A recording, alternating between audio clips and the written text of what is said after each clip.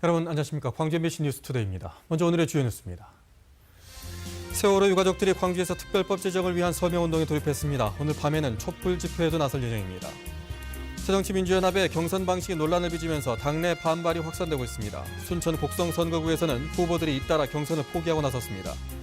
혁신도시로 이주하는 공공기관이 늘어나면서 올해 하반기에만 광주와 혁신도시에 만여 가구가 신규로 공급됩니다. 아파트 분양 시장이 치열해지면서 실수요자를 잡기 위한 건설사들의 아이디어 전쟁도 뜨거워지고 있습니다. 세월호 참사 현장에서 2달 넘도록 실종자 가족들과 함께했던 경찰관이 바다에 투신한 지 9일이 지났습니다. 순직 처리로 해달라고 세월호 실종자 가족들이 요구하고 있는데 쉽지 않습니다. 무슨 사연인지 김진선 기자가 취재했습니다. 지난달 26일 진도경찰서 소속 김모경이가 뛰어내린 인근 바다에서 수색 작업이 벌어지고 있습니다. 어민들까지 참여하고 있지만 며칠째 성과가 없습니다. 쓰레기 같은 거 있잖아요. 주민들이 생업을 하는데도 일단 생업을 잠시셨고. 실종된 김경희는 세월호 사고 이후 70여일 동안 진도체육관 등에서 실종자 가족들 곁을 지켜왔습니다. 가족들의 잔심부름부터 희생자가 발견될 때마다 신원 확인 절차를 도와줬고 정부 관계자들에게 가족들의 요구사항을 전달했던 것으로 알려졌습니다. 실종자 가족들은 심적으로 의지했던 김경희를 순직 처리해달라며 국무총리실에 탄원서를 냈습니다. 그랬더라고지 정보동력 이랬다도 가능이 아니지. 경찰도 김경희의 투신과 세월호 사고 수습 업무의 관련성에 주목하고 순직 처리를 검토하고 있지만 시신을 찾은 뒤에나 가능한 일. 시신을 찾지 못한 실종자는 통상 5년이 지나야 사망자 신분으로 바뀔 수 있습니다.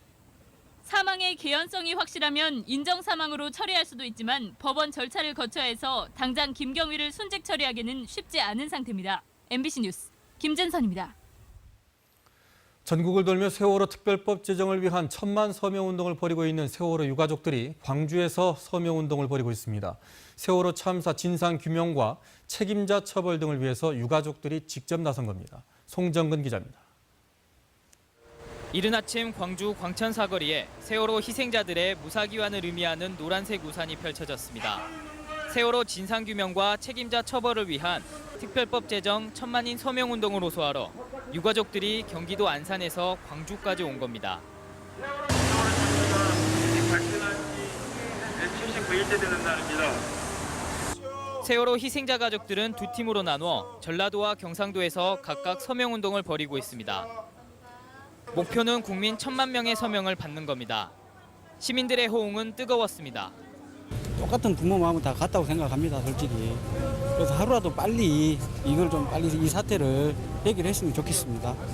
나와 내 아이가 안전한 대한민국에서 살아갈 수 있도록 반드시 특별법 제정돼야 됩니다. 평소 같으면 그냥 지나쳤을 학생들도 가던 길을 돌아와 서명에 동참했습니다. 사회적으로 문제되고 있고 해서 빨리 밝혀졌으면 좋겠어서 서명했어요. 오후에 희생자 가족들이 추가로 합류하면서 광주 시내 곳곳에서 서명운동이 펼쳐졌습니다. 세월호 희생자 가족들은 오늘도 무등산과 금남로, 광천 터미널 등을 돌며 광주 시민들을 만나 특별법 제정을 호소할 예정입니다. MBC 뉴스 송정근입니다. 오늘 비 소식은 없겠지만 하늘은 잔뜩 흐리겠습니다. 현재 기온 광주 22도로 어제와 비슷하게 출발하고 있습니다. 낮 최고 기온 29도로 어제보다 조금 높겠습니다. 내일은 아침에 남서해안을 시작으로 오후에는 전 지역에서 장맛비가 떨어지겠습니다. 예상되는 비 양은 광주 전남 최고 30mm가 되겠습니다. 기온은 광주 아침 20도, 낮 26도 정도로 오늘보다는 조금 선선하겠습니다. 이 시각 장성과 영광 21도, 담양 22도, 구례 20도를 가리키고 있습니다. 낮 최고 기온 장성과 영광 28도, 구례와 화순 29도로 어제보다 조금 높겠습니다. 바다의 물결은 먼바다에서 1.5m로 비교적 잔잔하게 일겠습니다. 내일 시작된 비는 모레 오전까지 이어지겠고요. 화요일부터는 태풍 소식에 귀를 기울이셔야겠습니다. 날씨였습니다. 새정치민주연합이 광주 광산을 보궐선거 후보를 전략 공천하겠다고 결정하자 경선 후보들이 다양한 반응을 보이고 있습니다. 천정배 예비 후보는 논평을 통해 시민의 선택권을 박탈해서는 안 된다며 가능한 한 많은 유권자들이 후보 결정에 참여할 수 있도록 경선을 실시하라고 촉구했습니다. 광산을 지역 시의원과 일부 구의원들은 안철수계로 분류되는 이근우 예비 후보를 전략 공천해야 한다고 주장했고, 김명진 예비 후보는 다양한 정치 활동을 경험한 준비된 일꾼을 전략 공천하라고 촉구했습니다. 한편 새정치연합은 기존의 후보들이 아닌 제3의 인물을 찾고 있는 것으로 전해졌습니다. 순천 곡성 국회의원 보궐선거와 관련해서 새정치민주연합의 경선 방식이 논란을 빚으면서 당내 반발이 확산되고 있습니다.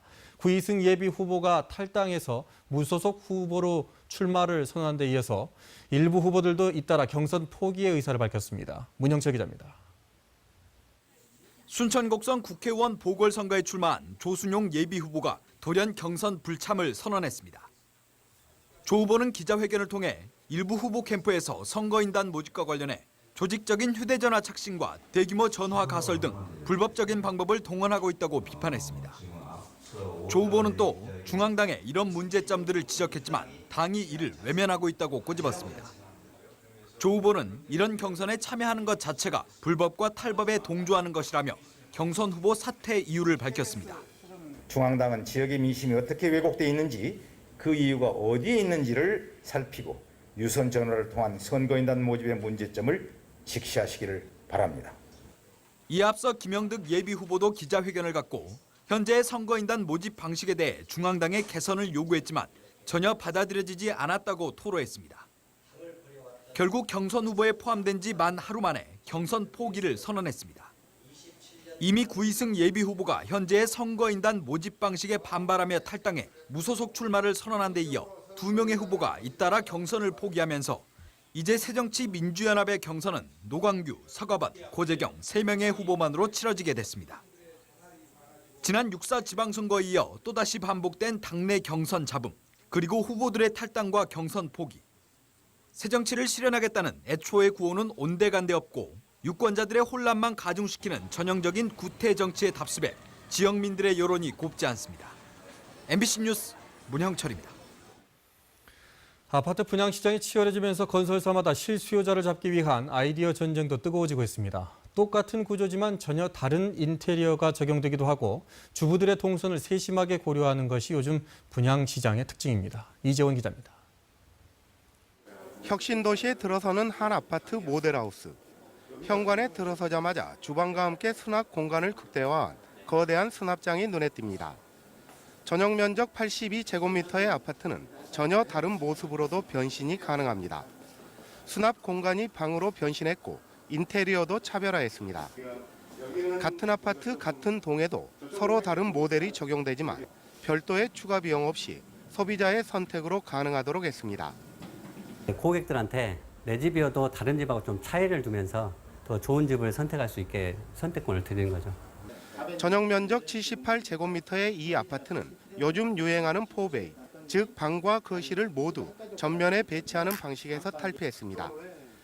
그리고 작은 방을 안방과 연결시키는 3베이 방식을 과감하게 도입해 주방과 거실 면적을 넓혔습니다. 주방 폭을 깊게 만들어드려서 수납 공간을 훨씬 더 많이 4베이 때보다 제공을 해드렸고요. 현관에서 주방으로 바로 출입이 가능하도록 간이 출입문을 설치했고 수납 공간을 극대화한 아파트도 등장했습니다. 주요 타겟인 주부들의 눈높이에 맞추기 위해서입니다. 주부들이 활동하는 공간에 있어가지고 얼마만큼 편하게 사용할 수 있냐 이런 부분에 있어가지고 트렌드가 좀 많이 바뀌고 있는 추세입니다.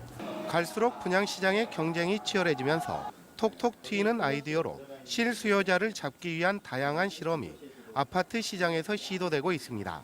MBC 뉴스 이재원입니다.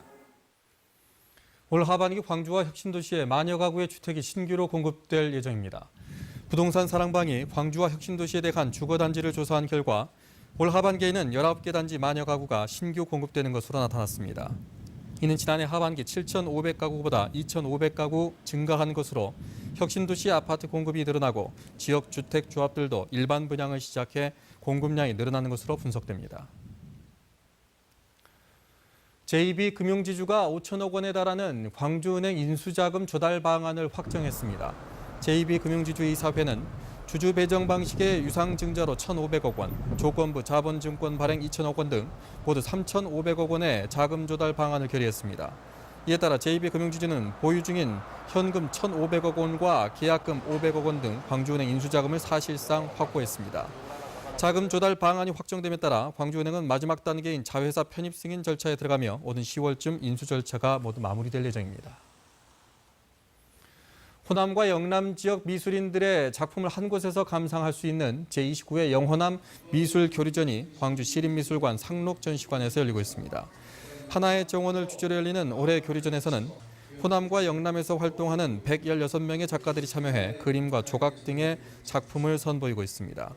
교류전을 마련한 광주미술협회와 시립미술관은 올해 전시에는 울산과 제주의 작가들이 새롭게 참여해 교류의 장이 더 넓어졌다고 말했습니다. 광주 참여자치 21은 새정치민주연합의 광산을 보궐선거 전략공천 방침에 대해 패권정치와 패거리 정치라고 비판했습니다. 참여자치 21은 광주 정치는 광주 시민이 자주적으로 결정해야 한다며 새정치민주연합이 6.4 지방선거에 이어서 이번 보궐선거에서도 패권 정치를 되풀이하는 현실에 분노하고 있다고 말했습니다. 또 광주의 정치 발전을 위해서 전략공천 방침을 철회하고 안철수, 김한길 두 대표는 사퇴하라고 촉구했습니다. 새정치민주연합은 담양, 한평, 영광, 장성 국회의원 보궐선거 후보를 100% 국민 여론조사로 선출한다고 밝혔습니다.